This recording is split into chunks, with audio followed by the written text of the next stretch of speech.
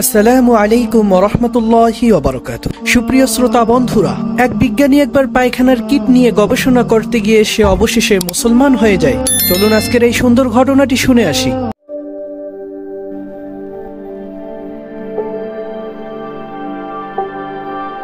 মহান আল্লাহ পাক রব্বুল আলামিন দুনিয়াতে এমন কোনো জিনিস সৃষ্টি করেন নেই যেই জিনিসের কোনো প্রয়োজন নেই। সব জিনিসের কোনো না কোনো প্রয়োজন আছে।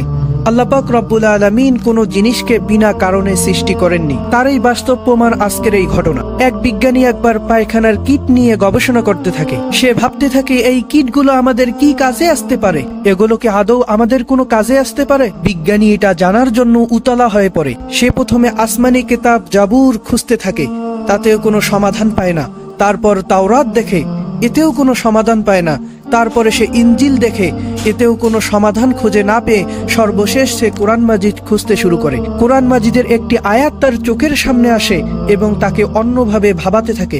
আয়াতটি হলো হুয়াল্লাযী খালাকালাকুম মা ফিল আরদি জামিআ।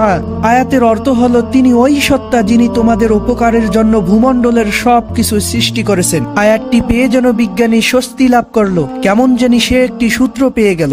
ঘটনাচক্রে একবার বিজ্ঞানীর উভয় চোখ নষ্ট হয়ে যায়। বড় বড় ডাক্তারদেরকে দেখায়, কিন্তু তাতেও কোনো লাভ হয় না। অবশেষে বিজ্ঞানী এক কবিরাজের সন্ধান পায়। বিজ্ঞানী কবিরাজের শরণাপন্ন হয়। কবিরাজ ভালোভাবে পরীক্ষা নিরীক্ষা করে বলে, বিজ্ঞানী সাহেব, আমি আপনাকে একটি ঔষধ দিতে পারি, আর আশা করি এই ঔষধের দ্বারাই আপনার চোখের দৃষ্টিশক্তি ফিরে আসবে। কবিরাজ বিজ্ঞানীকে 7 দিনের একটি ডোজ বানিয়ে দিল। সেই ওষুধ সেবন করেই বিজ্ঞানীর চোখের দৃষ্টিশক্তি ফিরে এলো।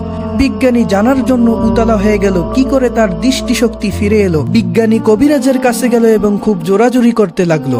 অবশেষে কবিরাজ কোনো উপায় না পেয়ে বলতে বাধ্য হলো, আমি পায়খানার 7টি পোকা তুলে আপনাকে ঔষধ বানিয়ে দিয়েছি এবং এতেই আপনার চোখ ভালো হয়ে গেছে।